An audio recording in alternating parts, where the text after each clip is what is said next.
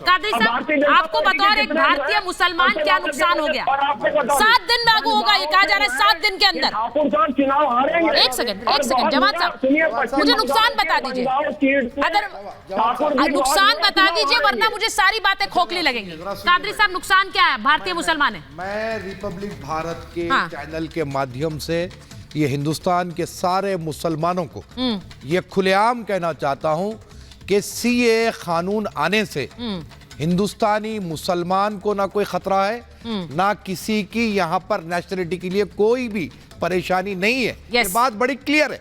और एक एक बात मैं फिर ये कहना चाहता हूं कि ये मामला जो इस वक्त उठा है, ये सीधे सीधे एक पॉलिटिकल है, इसको पॉलिटिसाइज किया जाएगा हर दो तरफ से, चाहे वो मुस्लिम नेता हो चाहे वो हिंदू नेता हो।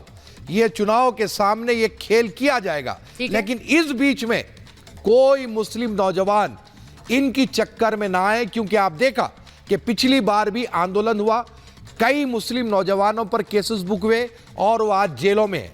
तो मैं नहीं चाहता कि बेवजह के कोई कानून को जो आपको नुकसान नहीं पहुंचा रहा है, खुली बात है, लेकिन उसको आप गलत अंदाज में इंटरप्रेट कर अब देखिए ना करके आप पेश करेंगे। कादरी साहब, मुझे लगता है, कादरी साहब, मुझे अच्छा लगा आपने ये बात बोली, और मैं इसलिए कहूंगी क्योंकि यहाँ पर जो बैठे भारतीय मुसलमान हैं, उनके जहन से ये बात निकलनी चाहिए कि उन्हें कोई नुकसान हो रहा है इसका। आपने दूसरी बात कही, आपने कहा ये पॉलिटिकल गेन के लिए लाया जा रहा है। मैं उस पर बात कर लेती हूँ, क्योंकि पॉलिटिकल गेन के लिए अगर क्या बीजेपी पॉलिटिकल गेन के लिए प्रोफेसर रागी इसे ला रही है? सवाल इसलिए इंपॉर्टेंट है क्योंकि 2019 की बड़ी इलेक्टोरल विन के बाद उन्होंने 370 का फैसला लिया था, उस चुनाव से पहले नहीं। देखिए सुचरिता, भारतीय जनता पार्टी ने पूरी संसद ने इस कानून को बनाया। कानून बनाने के बाद उसकी जिम्मेदारी बनती थी कि उसे लागू किया जाए।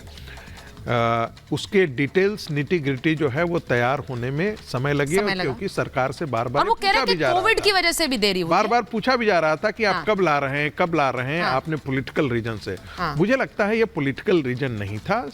सवाल बहुत सिंपल था कि जो माइनॉरिटीज प्रोसिक्यूट हो रहे हैं उनको शरण देने के लिए भारत, चूंकि हमेशा से आप देखेंगे कि आज से नहीं, ज्यूज जब प्रोसिक्यूट पूरी दुनिया में हो रहे थे, उनको शरण देने का काम सिर्फ भारत। और यही कारण है कि जब आप इजराइल में जाएंगे, एक बार आपने कह दिया कि मैं भारतीय हूं, तो फिर आपको दिखेगा कि वो किस प्रकार से। प्रोफेसर आगे एक बात बड़ी सिंपल है, एक बात बड़ी सीधी है। देखिए, राजनीति तब होगी जब, जैसा कि कादरी जी ने कहा है, मैं इनको धन्यवाद देना चाहता हूं कि भारत के मुसलमानों का इससे कोई अहित नहीं होने जा रहा है।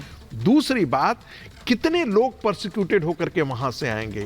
1 लाख, 2 लाख, 3 लाख, इससे ज्यादा तो नहीं। तो इससे भारतीय जनता पार्टी को कौन सा राजनीतिक बेनिफिट मिलेगा? राजनीतिक बेनिफिट तब मिल सकता है जब यहाँ के मुसलमान इसको इस्लाम के नाम पर मुद्दा बनाने की कोशिश, बेवजह करने की कोशिश तो करें। पॉलिटिसाइज, देखिए वो क्या कह रहे हैं प्रेम कुमार जी, वो कह रहे हैं पॉलिटिसाइज करने का अपना एक एजेंडा है। जो लोग पॉलिटिसाइज कर रहे हैं उनका एजेंडा है, क्योंकि वो इसे एंटी बीजेपी के रूप में प्रोपोगेट कर रहे हैं कि देखिए बीजेपी भारतीय मुसलमानों के साथ गलत कर रही, जबकि आपके बगल में बैठे कादरी साहब ने कह दिया कि ये हमारे से कोई लेना देना नहीं है इसका। प्रेम कुमार जी, मुझे पूरी बात बोलने देंगे, तब अधूरे बोलेंगे तो ये अनक्लियर रह जाएगा। बहुत संक्षेप में ही बोलता हूँ, हमेशा अभी भी बोलता हूँ। देखिए, जब ये सीए आता है, ठीक सही कहा संगीत रागी जी ने कि एक्शन के बदले जब रिएक्शन होगा तो उससे पॉलिटिकल फायदा होगा, और वो रिएक्शन होगा। क्यों होगा वो मैं बताता हूं कि जी सीए में आप कह रही ना कि उसमें अल्पसंख्यक लिखा है और कोई धर्म का नाम नहीं लिखा है। लिखा है, सारे धर्मों का नाम लिखा है, सिर्फ इस्लाम नहीं लिखा है, क्योंकि वो माइनॉरिटीज है ना सर।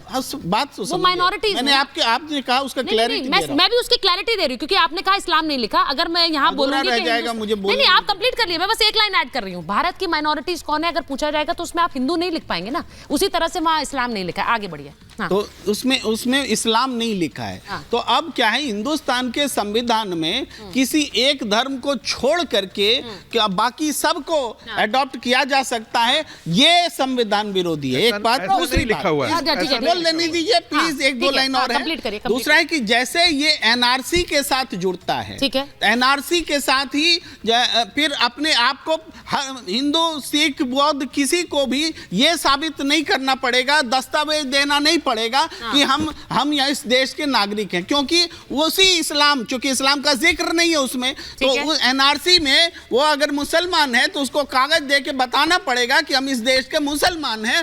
तब ये दोनों को जब हम क्लब करते हैं तो हिंदुस्तान का मुसलमान पीड़ित हो जाता है। इस सीएए प्लस एनआरसी से हिंदुस्तान का मुसलमान क्यों कागज देगा, ये सवाल है। और कागज देगा तो सिर्फ मुसलमान क्यों देगा, ये सवाल है। अच्छा एक मिनट, कागज देगा, अब आप एनआरसी पर आ गए, अब आप एनआरसी पर आ गए। मैं एक चीज ये कहना चाहती हूँ प्रेम कुमार जी, नहीं एक चीज बड़ा क्लियरली कहना चाहती हूँ।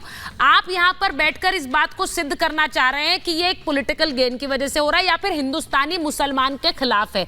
मुझे समझ नहीं आता, आपके बगल में बैठकर एक भारतीय मुसलमान कह रहा है ये कि हमारे खिलाफ नहीं है, लेकिन प्रेम कुमार जी जो कि भारतीय मुसलमान नहीं है ये सिद्ध करना चाह रहे हैं कि ये मुसलमानों के खिलाफ है। नहीं, मुझे दोनों समझ नहीं आता। मैं एक बार हर्षवर्धन जी के पास जा रही हूँ, एक मिनट रुकिए। एनआरसी पर कहा तो आप एनआरसी पर आ रहे हैं ना, डिफरेंस नहीं, दोनों को आप दोनों को जोड़कर देख रहे हैं। एक मिनट, मैं सीए की बात कर रही हूँ अभी, और मैं यूसीसी की भी बात करूंगी। मैं सीए की बात, मैं भी सीए की बात कर रही हूँ। और सीए में मुसलमानों को कोई खतरा नहीं है। और दूसरी बात जो हमारे प्रेम कुमार जी ने कहा कि जब एनआरसी होगा तो उस वक्त केवल मुसलमान से पर्चा नहीं पूछना चाहिए।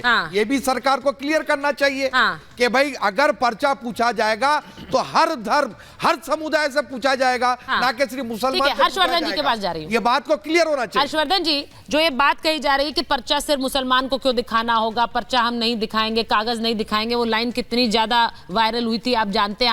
आज मतलब आज तक लोग बात करते हैं, लेकिन सीधी बात ये है कि यहाँ इस अगर ये एक मुहिम थी ये भी लेकिन गलत को है लेकर, हाँ ये गलत है, ये गलत है, मैं मानती हूँ प्रोफेसर साहब। आप गलत है, सबको दिखाना पड़ेगा। एग्जैक्टली। एक बार हर्षवर्धन जी को जा रही हूँ। हर्षवर्धन जी, ये जो बात बार बार प्रोपोगेट की जा रही है, मुझे लगता है इससे, जैसा प्रोफेसर रागी ने कहा, पॉलिटिकल गेन बीजेपी को कितना हम नहीं जानते हैं इन टर्म्स ऑफ वोटर, लेकिन बाकियों को फायदा ज्यादा है, इसलिए ज्यादा उछाला जा रहा है। नहीं सुचेता जी, मुझे लगता है कि ये जो कुछ किया जा रहा है इससे देश को नुकसान है और ये देशद्रोही हरकत। जो भी अगर देश के किसी कानून के खिलाफ इस तरह की बात करता है, आप किसी कानून का विरोध कर सकते हैं, लेकिन किसी कानून को आप बेवजह किसी धर्म के साथ जोड़कर जब जहर फैलाते हैं। और मैं आपको याद दिलाता हूं के मोहम्मद साहब की बात। देखिए जैसे कादरी जी कह रहे हैं ना किसी को भी देशद्रोही का सर्टिफिकेट बांट रहे हैं, आप नहीं, ये देशद्रोही बताएंगे हम लोग को बैठ करके। एक सेकंड बेकार की बातें कर रहे हैं। अच्छा आप एक मिनट देशद्रोही है, कोई सवाल उठा नहीं, आपकी देशभक्ति में कौन सवाल उठा रहा है सर? कोई ये कैसे कह रहे हैं कि हर्षवर्धन के बारे में कोई अपनी राय रख रहा है तो देशद्रोही हो? अरे भाई आप हर कोई अपनी राय, सर्टिफिकेट कोई सर्टिफिकेट नहीं मिल रहा भाई, किसी को सर्टिफिकेट नहीं बांटा जा रहा।